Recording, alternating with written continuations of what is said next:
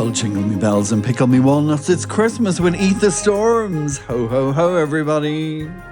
Hello and welcome to this special episode of the Poetry Podcast, the final episode of 2024.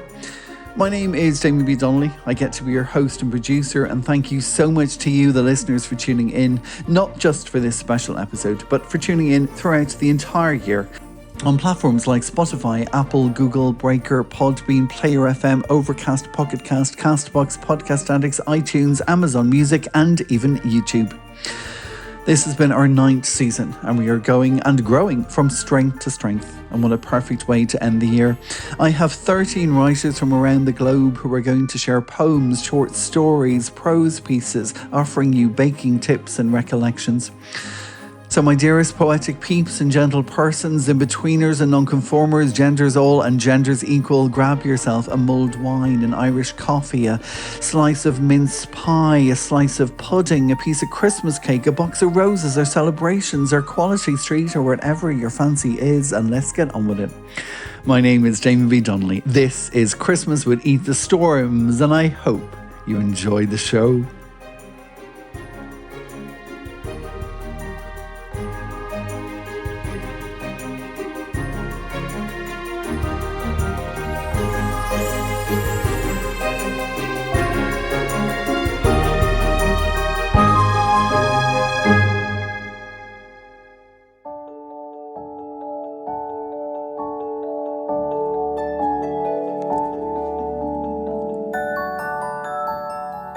And my first guest on this special episode is no stranger to appearing on the podcast, as she enthralled us recently with her short story Bloomin' Bloomsday, which she read as part of the audio companion to the Storms Journal issue 4.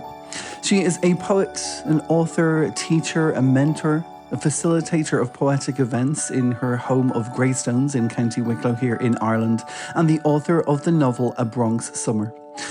Today, bringing us Santa in a limousine, I'm delighted to welcome back to this special Christmas episode of Eat the Storms, Frances Browner. If Santa was Santarina by Frances Browner. If Santa was a woman, there'd be no sliding down a chimney. She wouldn't want to toss her hair, ruin the makeup applied with care. If Santa was a woman, there'd be no reindeers on a sleigh, no red runny noses in her way. She'd arrive in a limousine, red dress, high heels, sparkling, bling and gleam. If Santa was a woman, she'd bring a casserole, they say. Not my Santarina, she'd be hoping you had one for her, and a glass of Cabernet. No stale mince pies for this dame. If Santa was a woman, she'd have a gawk around your house, as sneaky as a red and white mouse. Admire the carpet, new shade for the light. She'd never get it done, all in one night. If Santa was a woman, she'd mind her figure for weeks before, paint her nails, rat-a-tat-tat on your door. Mammies all over the world, watch out. Children will start to sing and shout. I saw Daddy kissing Santa Claus underneath the mistletoe last night.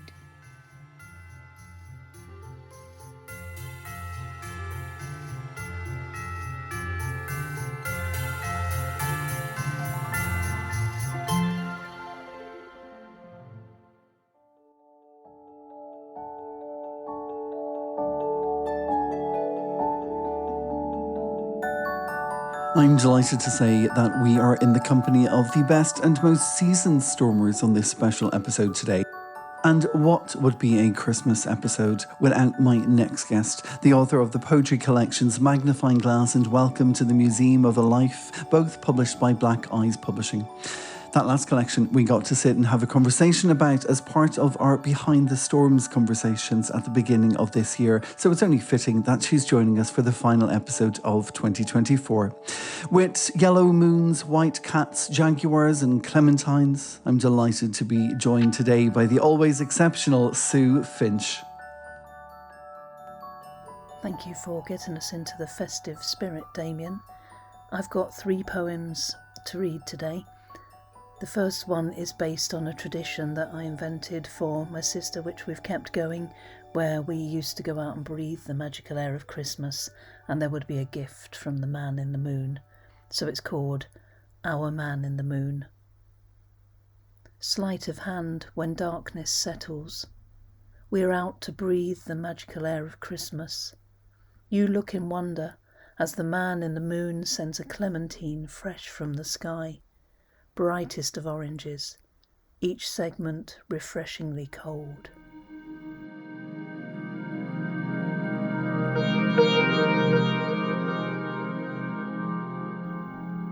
And the next 2 are 2 of my driving to work poems, which I used to write when I'd taken the drive to work each morning, and it kept me sane to set down some thoughts after the drive and do a little poetic moment in time. The first one's called Driving to Work, January 2022. A lazy yellow moon hammocks in a blue sky. A white cat bounds across the road, intent on its own adventure, before sunrise makes stained glass of the gaps in the cloud. A chorus of birds sounds at my journey's end.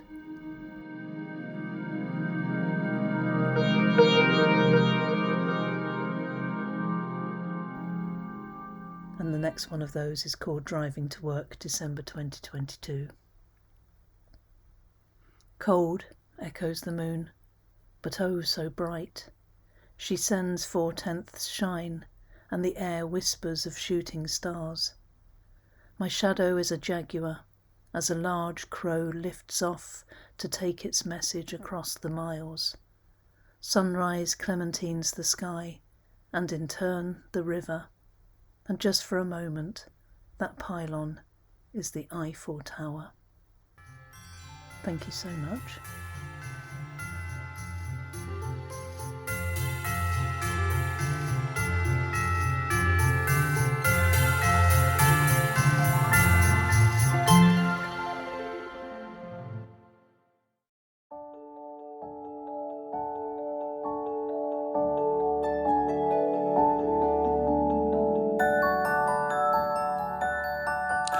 And we are staying in Wales now for our next guest, heading to Cardiff for another poet who has long been a star here at Eat the Storms. Her work explores place and inheritance. Her poems have been shortlisted for the Bridport Prize, published in magazines and anthologies from Propel, Ink, Sweat and Tears, Atrium, I Am, Fly on the Wall Press and Black Bough Poetry. She is the former managing editor at Nightingale and Sparrow Literary Press and has been a guest editor for Feral and Black Bough Poetry. Today, with snow spells, ice twinkles and desire lines from cities of noise, I'm delighted to hand you over to Marcelle Newbold. Hello, it's Marcelle Newbold here, and I'm delighted to be offering you 5 poems for this special festive edition of Eat the Storms. The first 4 are going through a day from waking in the morning to evening, and the last one is a festive dad poem.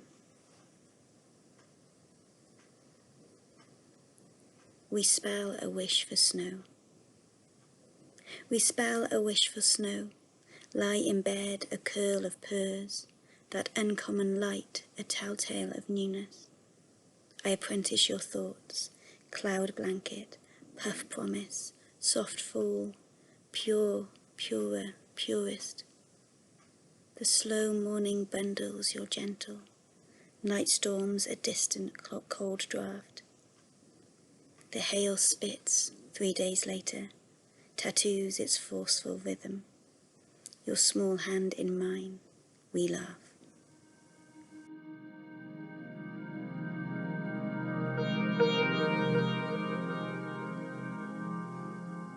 city of noise. The men's fingers are red, raw from a day's toil, so they talk face to face, hang out of the windows 3 stories high, shout their news. The boys arrive, always learning, courier notes, verbal, double repeated back to check connotation, inflection. Sometimes a gesture is added for extra fee.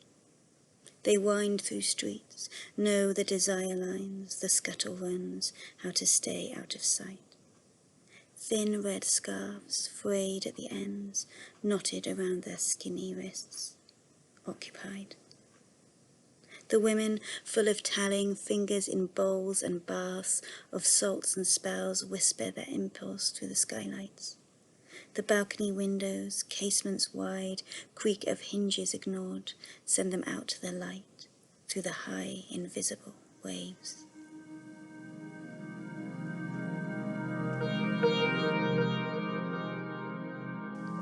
Deep breath.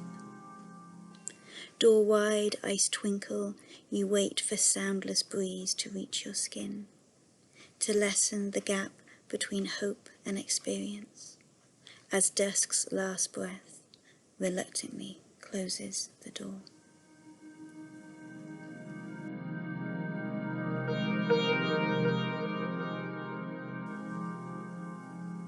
After dinner.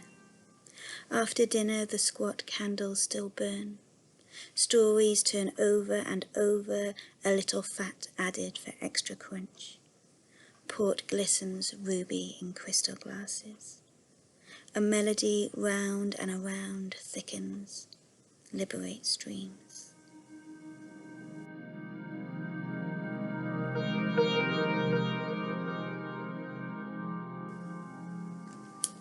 Thank you, and this last poem is called Day Trip to the Mountains. It's not particularly festive, but I always think of my father at this time of year especially. Day trip to the mountains. I'm on the way back from having tea with Dad, and when I say with, I mean I'm sitting on the rock which was marked with an X in his will as the place he'll call home at the foot of Tryfan. And we talk, and when I say talk, I mean I chat to the skylarks, who seem receptive as they skip about me. And when I say tea, I mean lukewarm flask, his favourite chocolate bar, which I share with myself, as I'm sure he doesn't mind. And I'm on the way back, and I pass man after man, bromance after bromance, threesome after threesome, fully geared and kitted, from peak caps to sturdy boots, accessories swinging. And I nod hello and hi and hey, and it's exhausting, and I'm glad.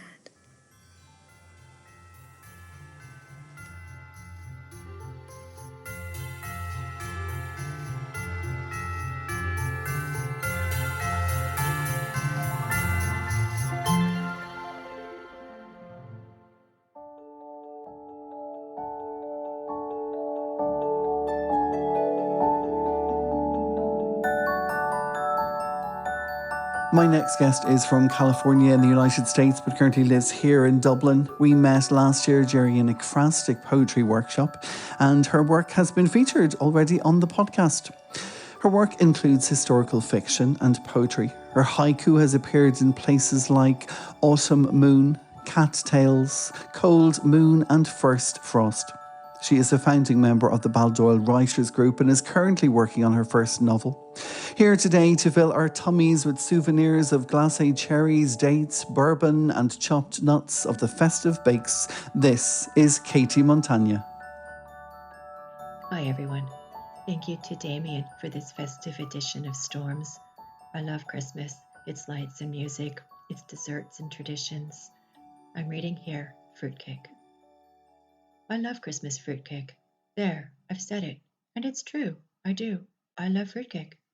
I love the glacé cherries. Red and green, the colors of Christmas. Fantasy cherries, candied, impossibly sweet. And colors no cherries should be. Not unlike the fairy lights that make confections of our house fronts, or the fantasy fir trees which we decorate inside our homes with shiny tinsel snow and tiny deer. in baby handprints and photographs inside of glass bowls, souvenir moments in time preserved. I love the chopped bits of nuts that add texture and a balance to the sweetness. They are abundance and good fortune, the trinity of Christmas. They are love and hearth and home, and the flickering flames of the fireplace where we still roast chestnuts and each other, retelling family stories and enjoying the rarity of our being all together. I love the dates and the pineapple, exotic and far-traveled. The dates, tiny pieces of the Holy Land, the cradle of Christmas. Sticky and sweet, like toddlers' kisses, or replies to Auntie asking again whether I found a man or think about a baby, maybe by this time next year. I love the bourbon or the whiskey that warms, the nutmeg and the cloves, spice that cheers after caroling cheer to homes around the neighborhood. With a pairing pinch of orange, a bit of the all-wassail wish to joy and your good health. And I love how, mixed and baked together, the spice and the sweet and the rich nut meat become more than just each other, deepening and enhancing flavors through difference, but yet enhancing their individuality, making out of and with each other a thick, rich delectation, moreish in desire, one piece leading on so easily to another. I love Christmas traditions and make them a little mine, adding my bit to what my mother and hers have passed along to me. Yes, I love fruitcake at Christmas, with a penny baked in, a little reminder of the old sixpence, and a little found luck for the year ahead. Thank you for listening, and happy Christmas.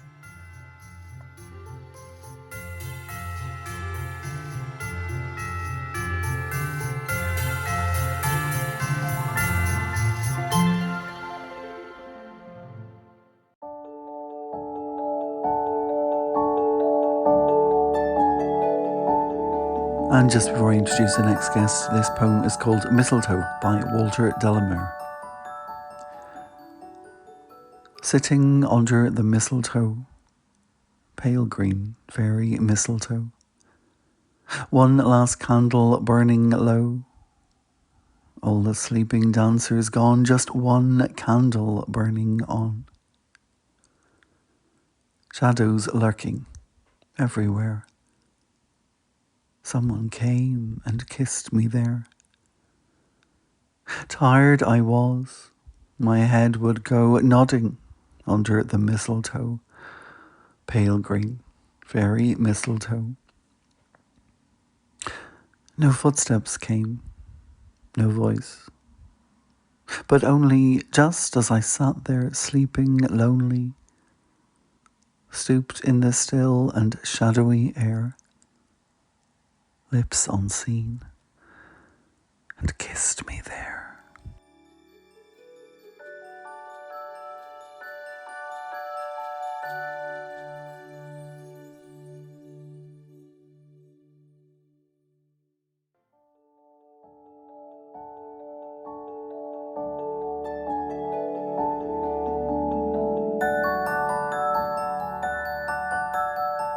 Next up, I'm delighted to welcome back to Eat the Storms one of my cohorts from this year's Northern Soul Roadshow, which began last January. It was offered by the Irish Writers' Centre and curated by the fantastic Fiona O'Rourke, who was, of course, my sidekick on the Storms issue 4.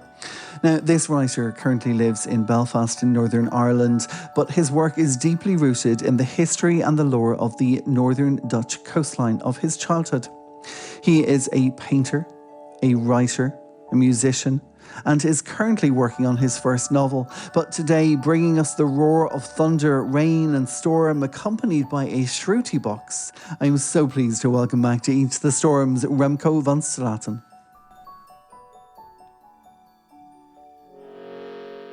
In a single breath, with unblinking eye, the grey god passes. With roaring thunder, rain and storm, the wild hunt shrieks through darkest night. Remember them, everyone who you have loved. Light a candle, build a pyre, and all that haunts you will come out. Hold on to what you know is right. Let go of what no longer serves. and remember all the good that you have done. And then, with the world's ragged edge aflame, the sun will surely rise again, reluctant at first, yet getting stronger, heralding a new day. In everything dying lies concealed the promise of something new. And even after the longest sleep, awakening must follow.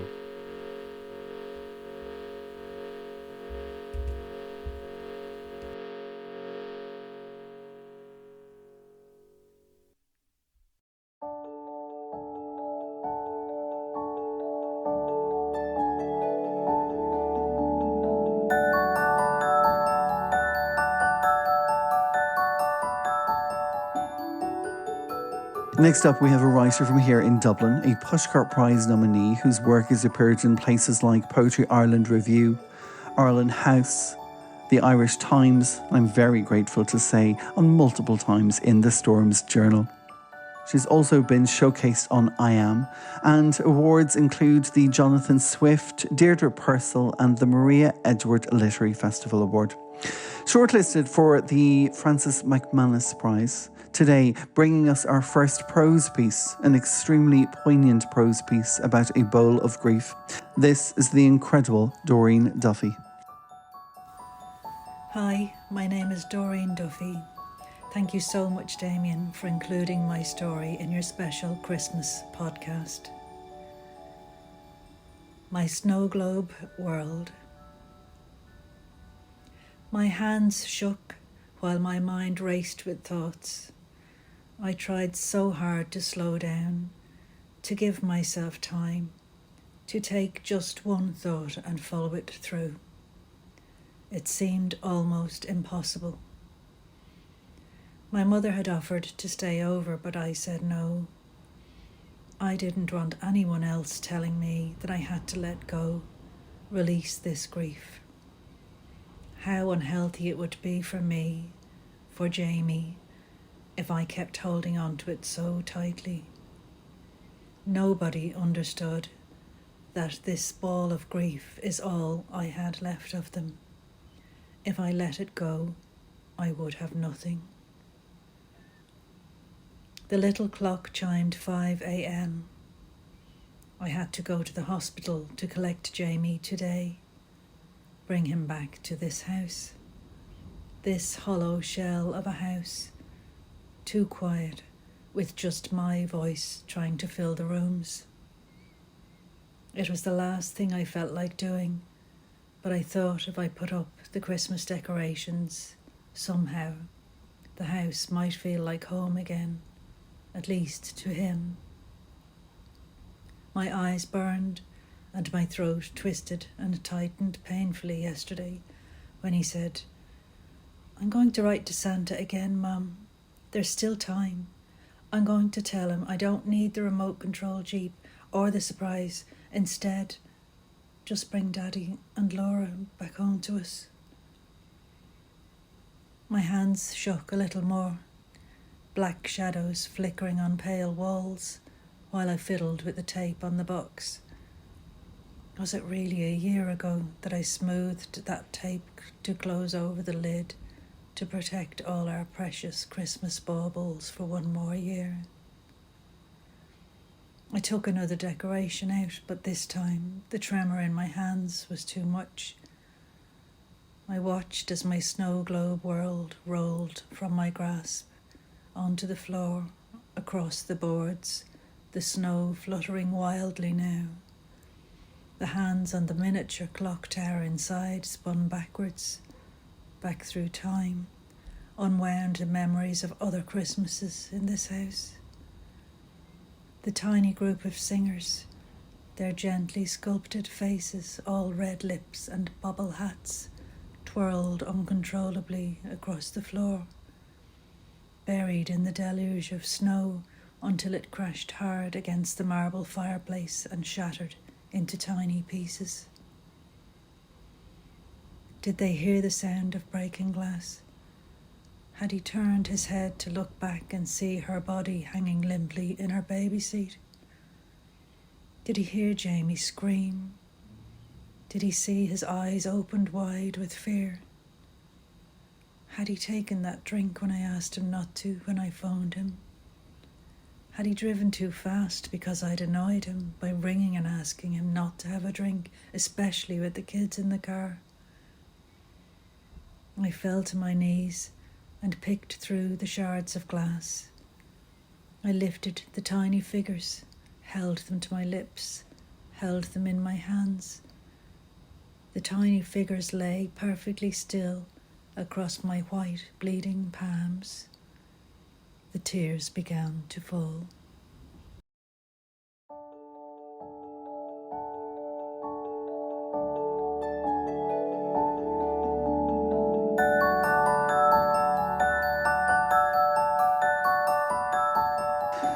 Now, I'm delighted to welcome my next guest to Christmas with Eat the Storms because she is joining us specifically for this Christmas episode to share poems from her second poetry collection, Star, Poems for the Christmas Season, which was published this year by Welsh Culture and Democracy Press. She was previously with us last year sharing poems from her poetry collection Sanctuary, There Must Be Somewhere, which was published by Seren Books in 2022.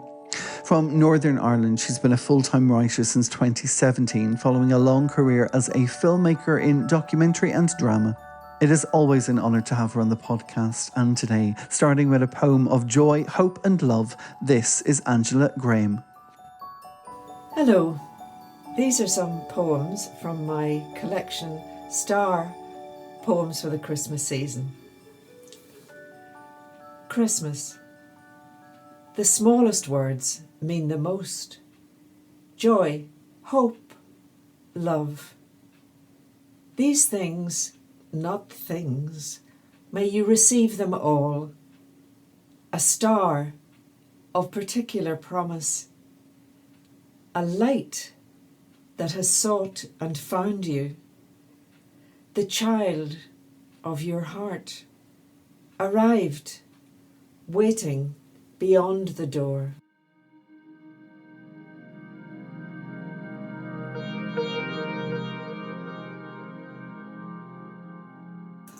Autun Cathedral, Magi. Does the sky have tent poles? And some cathedrals are forested. God walks in their depths on a December afternoon, while the topmost branches brush the undersides of planets fixed mid-orbit, those stained glass windows fruiting overhead. Here no one thinks of weight, of downwardness, and how the roof desires it. God pauses among the pillars at a carved capital that always lifts his heart. An artist like himself, from this blunt-cornered oblong stone, gives us a bird's view of a bed, draped in a ruched counterpane, 3 kings tucked in. But the eyes of one, popped open, register, why, who? Still unaware of the angel at his shoulder stroking his hand, whose other index finger points at a star. God sighs at the weight borne by the moment after such a moment, at how he waits for a man to look up at the sky and recognise and seize his chance of joy.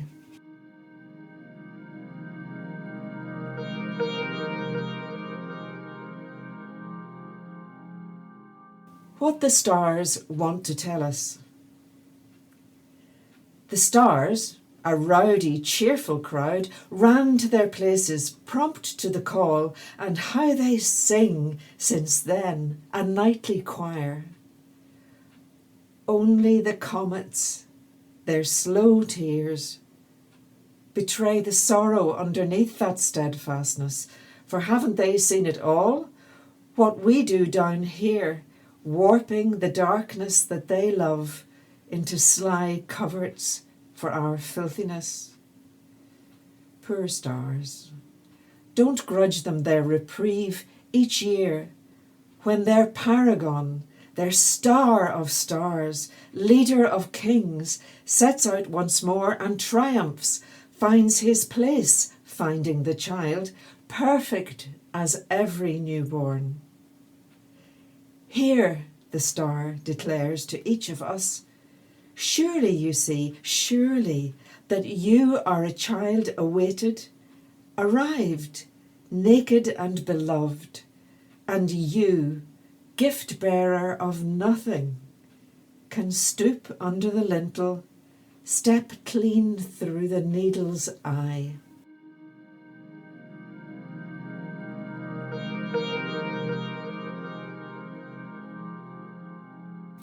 The Coventry Carol.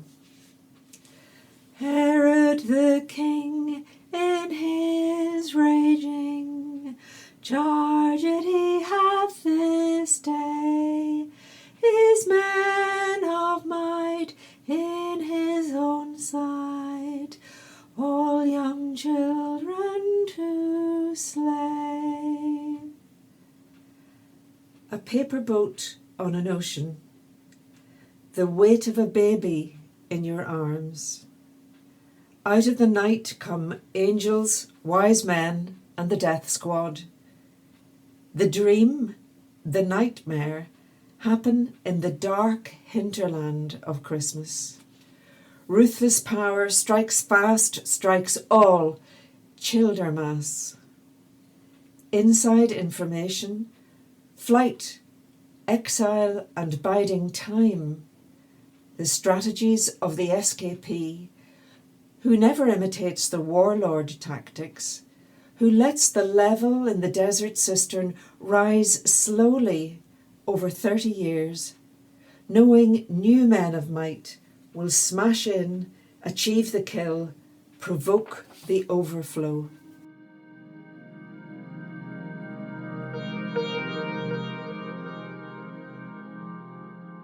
This is a poem in 3 languages, first of all in Welsh, then Irish, then English.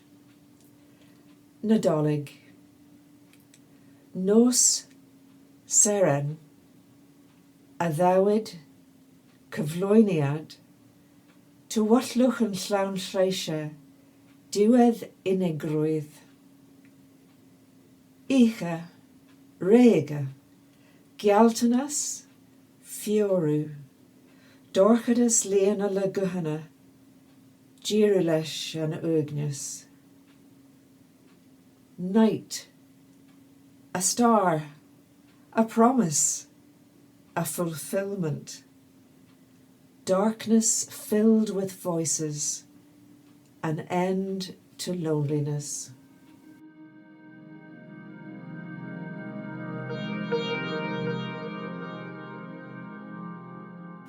In the shopping arcades. What are you carrying through this arcade? Here you're sheltered, so consider. A broken heart or a heart with wings? A burden or a treasure? And you yourself, a gift? Passing the shop fronts reflected, are you one of the everyday magi, threading the city with the myrrh of compassion, the perfume of hope, and the gold you've refined from sharp sorrow? What are you carrying through this arcade? What do you want to lay down or take up? What is it carries you through this arcade?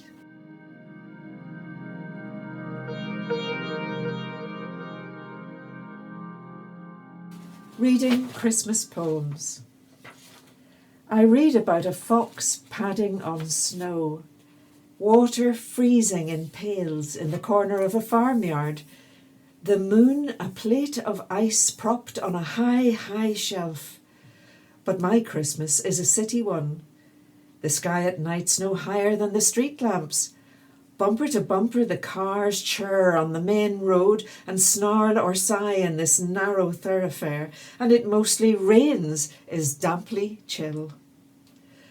The house is old, but new to me. I've just moved in, still trying to find a place for things.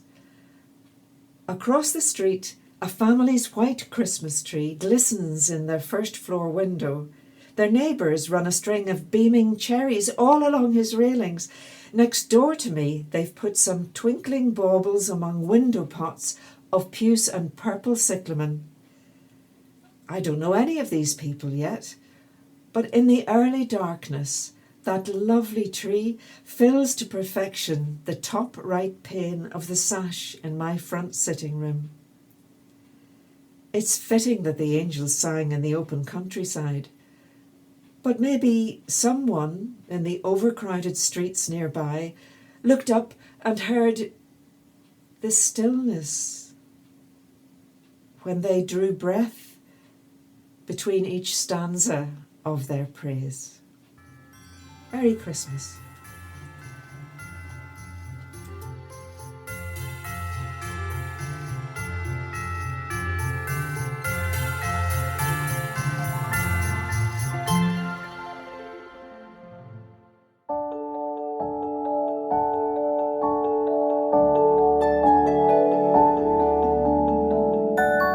And again, before I introduce the next guest, this is The Oxen by Thomas Hardy. Christmas Eve, and 12 of the clock.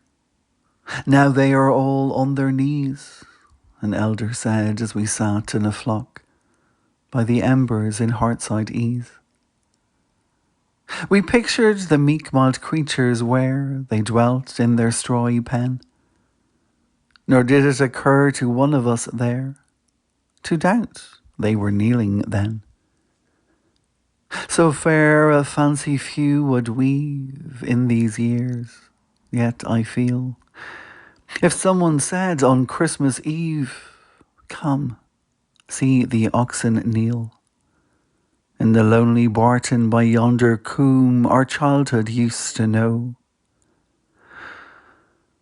I should go with him in the gloom, hoping it might be so.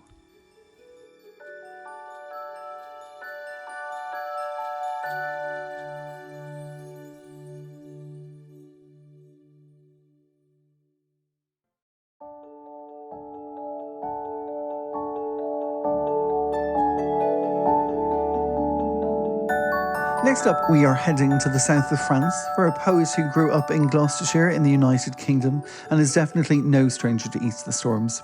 In the past, he's shared poems from his collection A Handful of Prayers and An Array of Vapour. Taking a moment away from the festive preparations with his multinational family, which usually involves cooking far too much food, but always comes with a certain wonder at the nativity, the presents, the decorations and the celebration as seen through the eyes of his young son. I'm very delighted to welcome back to Eat the Storms, offering us smartphone shepherds. This is Peter Lilly. Hello and a merry stormy Christmas to everyone. My name is Peter Lilly and I'm ecstatic to be back on Eat the Storms for this Christmas special. Thanks so much to Damien for the opportunity. And today I'm going to read for you 3 Christmas poems of decreasing silliness. The first one is called The Shepherd's #Christmas.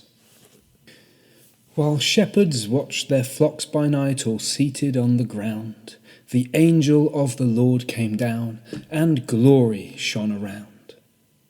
What the angel said they did not hear, though with fear they shook.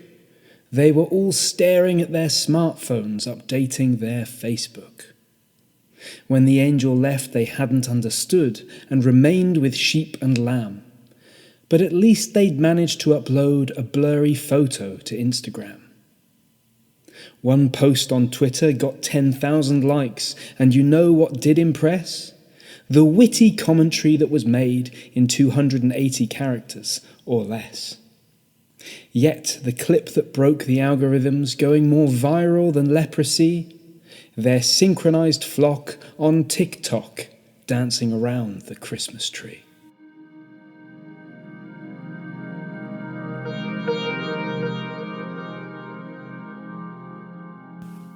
The next 2 poems I'd like to read are both sonnets, and they both appear in my second collection, A Handful of Prayers, which is out with Whitford Stock. This one is called A Christmas Carol, and as you might guess when you hear it, it was written during lockdown. A Christmas Carol. We are living in a Christmas carol. 1,000,000 Bob Cratchits man the stores, keep the tills ringing and polish the floors. Though maybe in a more modern apparel, for a groomed appearance is a basic need, an essential place before the sun. For this, family moments are wasted as buying takes the place of fun, and post-lockdown profits could be so huge. We are living in that Charles Dickens tale, and us who shop during holiday sales are incarnations of Ebenezer Scrooge. Ghosts of Christmas past, present, yet to come. From this synthesized need, cure everyone.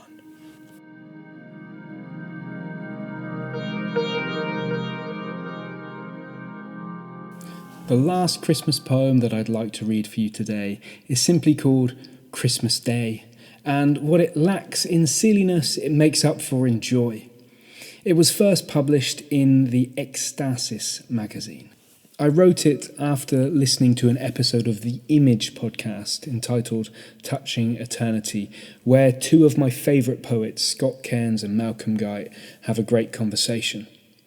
And in their conversation, they allude to these lines from T.S. Eliot that are the epigraph for this poem. Not the intense moment isolated with no before and after, but a lifetime burning in every moment, and not the lifetime of one man only, but of old stones that cannot be deciphered. Christmas Day.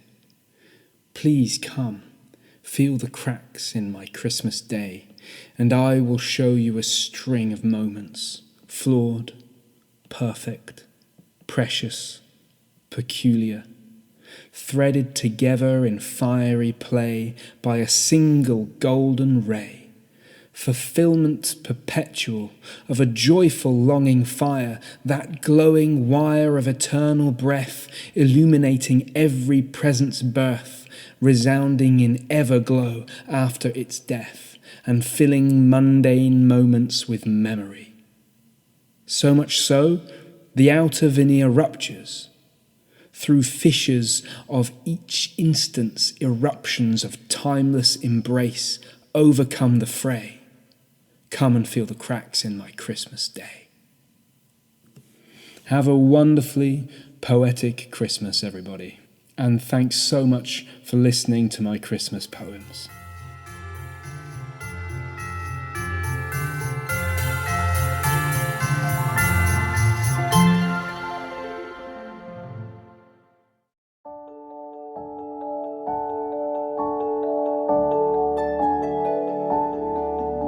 And now, just before I introduce the next guest, I'm going to leave you with one of my own Christmas offerings. This is a prose poem and it's called The River. It's coming on Christmas. They're cutting down trees and I've always wondered how they grew back so quickly after Halloween's burn. I'm still wearing the ring from the barn brack as we unpack the attic, reignite the tinsel, the reindeer, the Santas for the door. We've been stirring boozy cakes in big bowls since November, it nodded. Dropping into neighbours, making wishes, wondering if I'll find me in there. Somewhere. Under the turning of a sultana, the split of a glacé cherry. We're keeping presents hidden in the spare room, piling up boxes in the box room, the front room we only open in summer, the room that has no light, the room where we hang the turkey, where you forget because it has no light that we hang the turkey and it hits you on the head every day for a whole week as you add more boxes before he takes it down, plucks it, redresses it for Christmas Day, heads to the neighbours, plucks theirs over gins, gives them new coats of melted butter and streaks of rasher, dresses it like us, ready for the church in our annual finest, such a flock of fashionistas singing. It's coming on Christmas, getting older, realising Santa doesn't put all the presents under the tree. Not every wish is granted. Not Not every boy will find another boy, despite how much he wraps himself in tinsel there, here by the river that doesn't really run. Sometimes you need to learn to skate away. But in the meantime, we're here, still there. Friends or family. Houses are open doors to hearts. Bonds are stronger than rapping on Christmas morning, will hold harder than the hangovers on Boxing Day, will still be recalled when you look back and hear them sing arm in arm, accordion and pipe, old acquaintances not to be forgot, singing in New Year's on our street, where the trees have been cut down and tinselled up and doors ever open there by the river, all of us reaching in to the same tune. Together in the mind, even those departed, the Angelas and Carmels and Mikes and Jerrys back again, running with breads and coals and ringing bells and drinking glasses with Bernies and Monas and Marys and Harrys and Johns and Daves, and all the days that were healthy and all the days that were wholesome and all the friends that will never fade, despite the trees and the time and the river, that river you'll one day skate away on. It's gone on Christmas, the garden and trees, putting up reindeers in songs and joy and peace. Oh, I wish I had a river I could skate away on.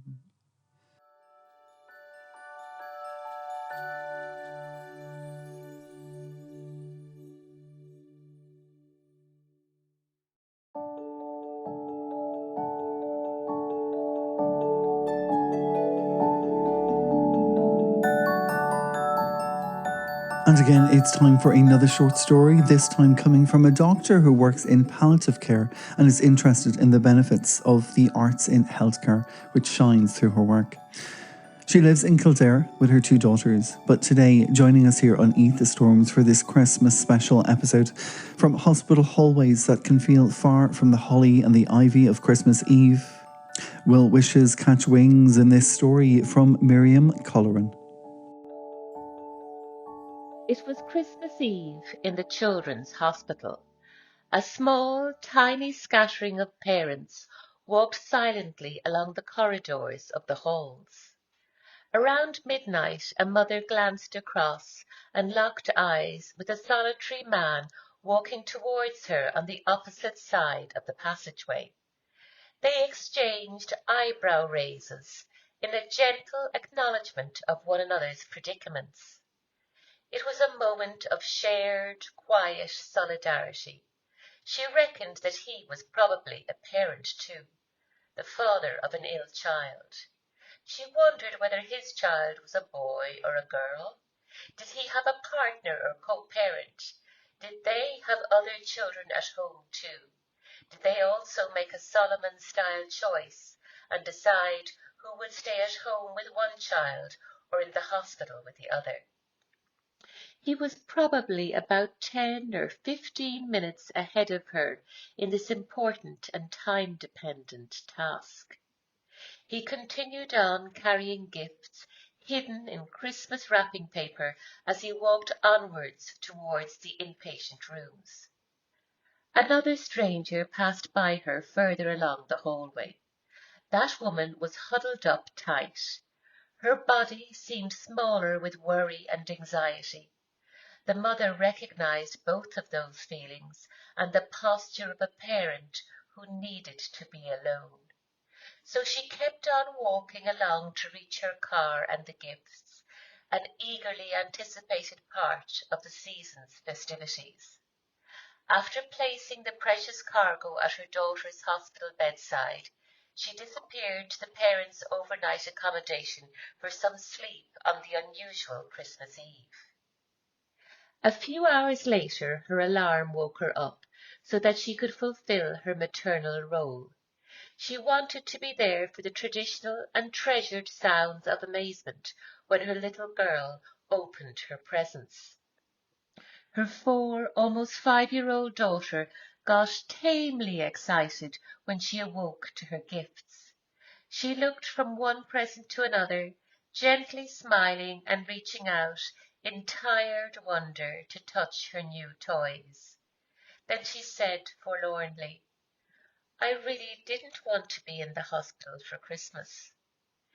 In a made-for-TV movie ending, the little girl's Yuletide wish for a great escape from the hospital came true.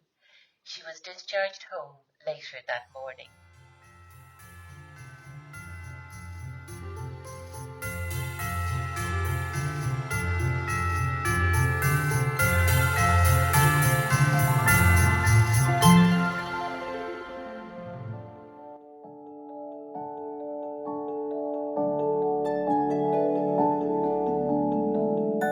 My next guest is joining us for the second special episode this season, as she was last with us for our Halloween episode, so I'm delighted to welcome her back today. An author, poet and photographer joining us from Straten in the United States. She's the author of the poetry book Fractured Lollipop, Poems from Brokenness, Healing and Hope. Her work appears in places like The Edge of Humanity magazine, Moonstone Press, Grit and Grace magazine, and Pennsylvanian Bards. Today, bringing us another tale of baking, this time passed on from Irish grandmothers in Pennsylvanian kitchens. This is Mary Ann Abdo. My name is Miriam Abdo. Damien, thank you for having me on this special Christmas edition of Eat the Storms podcast. Memories of my grandmother's grand Christmas baking were passed down to me and now to my daughter. My grandmother would tell us how hard it was for my great-grandparents to leave Ireland, to finally settle in Pennsylvania, and the stories of their first Christmas in America, to always remember our Irish heritage along with the words of the Wexford Carol. My poem is titled Kitchen Tins. Traditions handed down from memory, and some recipes from ingredient-stained cookbooks. Grandma Helen with her Irish wit and tales of kitchen folklore. Her Christmas art was culinary mastery. Flour, graham crackers, pumpkins, apples, and raisins. Sugar, cinnamon, butter, and rich chocolate cream. Spread upon her countertop canvas, an assembly line of epic proportions, antique tins filled beyond capacity with classic Christmas melodies as a soundtrack echoing through her house. Smells of these creative delights wafted through South Scranton neighborhoods. One good sniff would make your head spin into Christmas sugar heaven. And that poem is titled Kitchen Tins. A very happy Christmas to everyone and all the best in 2025.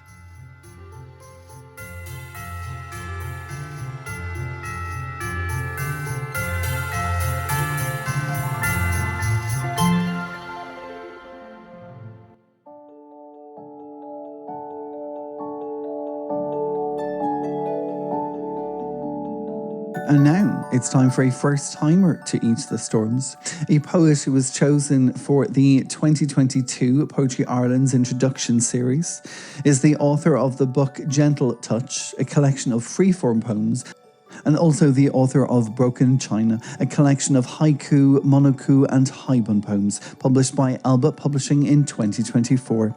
It is a pleasure to welcome for the first time to Eat the Storms, along with her Christmas ghosts. This is Bernadette O'Reilly. Christmas ghosts. The ghosts of Christmas past jostle for space in my heart. Conversations replay in my head. Images of faces now gone, floating to view. The old sitting room and Aladdin's cave of decorations, and a large Christmas tree.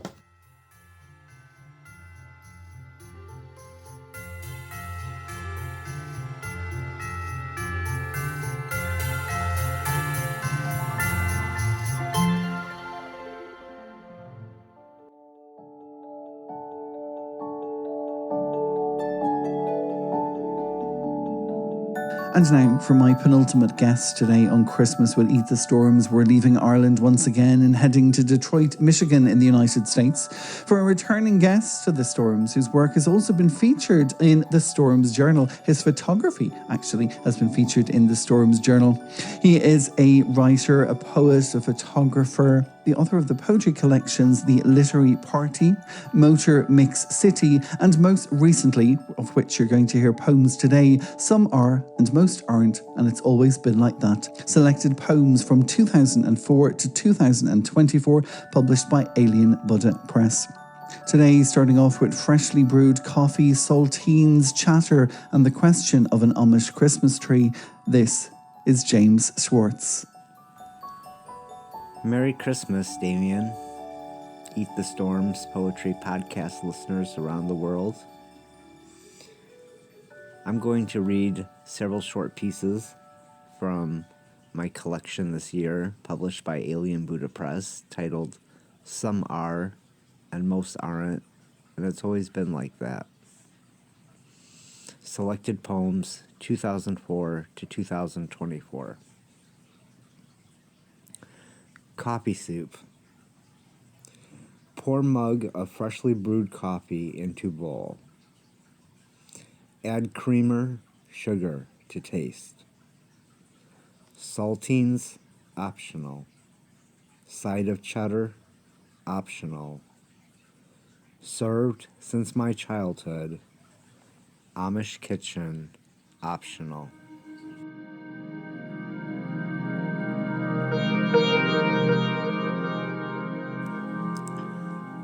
Amish Christmas tree.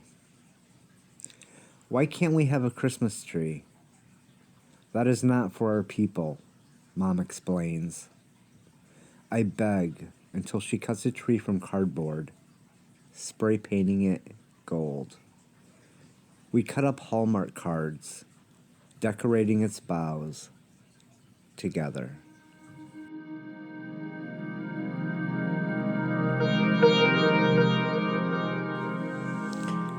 This was the year that we lost the great poet, John Sinclair, and this poem is dedicated in his memory. Dear John, a few years ago, at a reading, John Sinclair is discussing where he will be buried, Flint or Detroit. I chime in, Rome by Keats. That makes John smile. He made me smile as well when he told me, you're lucky to have escaped the Amish. Rest in power, poet.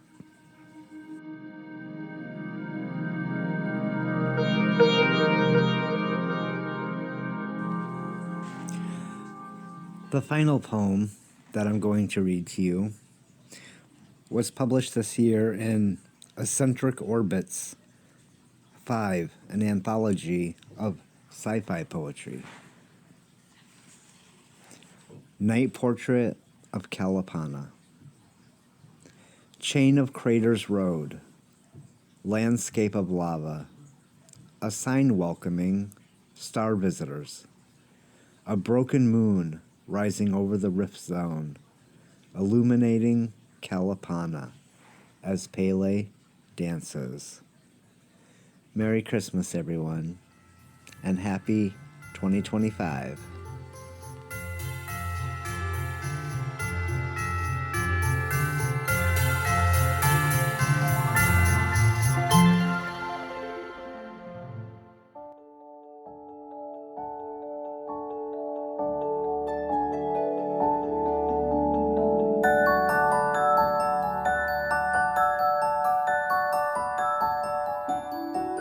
And now it's time for my final guest on this special episode today.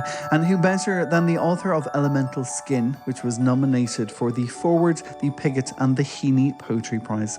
She's performed at places like Electric Picnic, The Winter Warmer, Poetry Ireland and Cultivating Voices. This year, she represented Cork in the Cork Coventry Poetry Exchange. And earlier this year, thanks to Ger Duffy, we got to meet finally in Waterford. And so now, closing us today with a poem to announce the arrival of light, it's a joy to hand you over to Catherine Ronan. Winter Hope by Catherine Ronan. I knew you would come, invincible sun, rebirth from darkness, clocks burn and turn, stone-singing ancestors face the same sky, mistletoe glows, fiery ankles feast.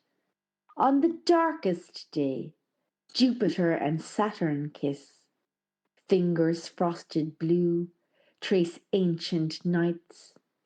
You offer me the veiled chalice of begin. I crawl out of winter's cave, newborn in your sight, squinting at your song, written in the trees. I knew you would come, invincible sun.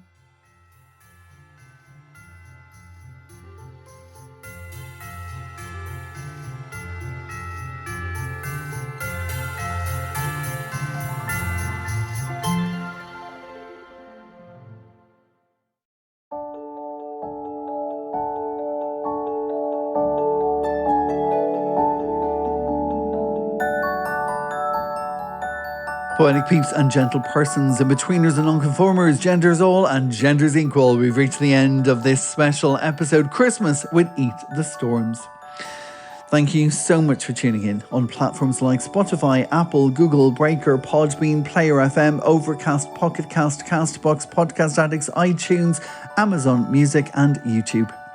And a huge thank you to my incredible, fantastic festive guests on the show today who have been Sue FInch, Remco van Straten, Peter Lilly, Miriam Colleran, Marianne Abdo, Marcelle Newbold, Katie Montagna, James Schwartz, Frances Browner, Doreen Duffy, Catherine Ronan, Bernadette O'Reilly and Angela Graham.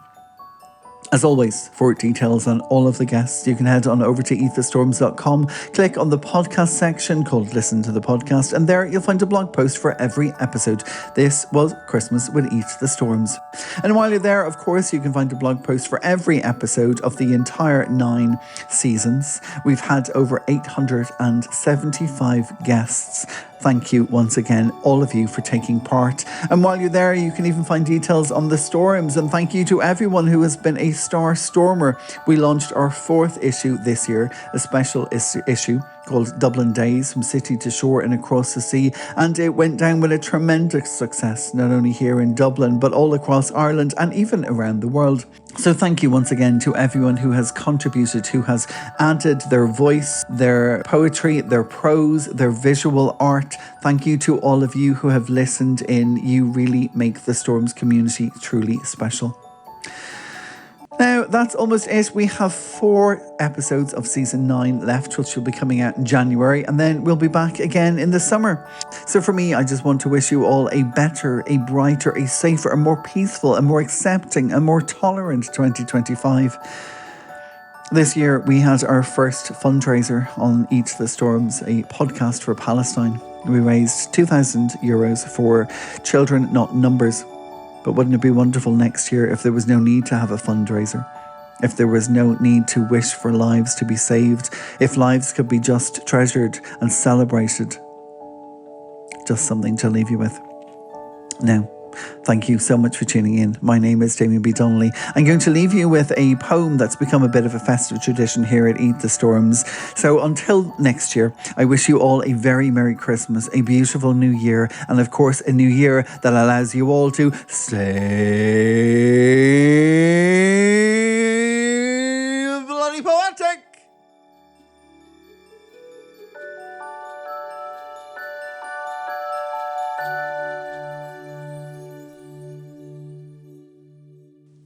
And, as only seems fitting, at the end of this Christmas with Eat the Storms, I'm leaving you a visit from St. Nicholas by Clement Clark Moore. 'Twas the night before Christmas, when all through the house not a creature was stirring, not even a mouse.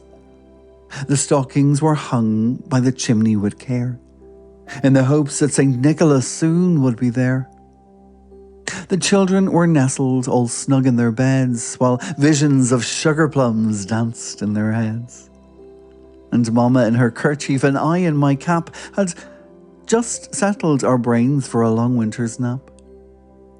When out on the lawn there arose such a clatter, I sprang from my bed to see what was the matter. Away to the window I flew like a dash, tore open the shutters and threw up the sash. The moon on the breast of the new fallen snow gave a lustre of midday to objects below. When what to my wondering eyes did appear but a miniature sleigh and 8 tiny reindeer. With a little old driver so lively and quick, in a moment I knew it must be Saint Nick. More rapid than eagles his coursers they came, and he whistled and shouted and called them by name. Now Dasher, now Dancer, now Prancer, now Vixen, on Comet, on Cupid, Donner and Blitzen, to the top of the porch, to the top of the wall, now dash away, dash away, dash away all.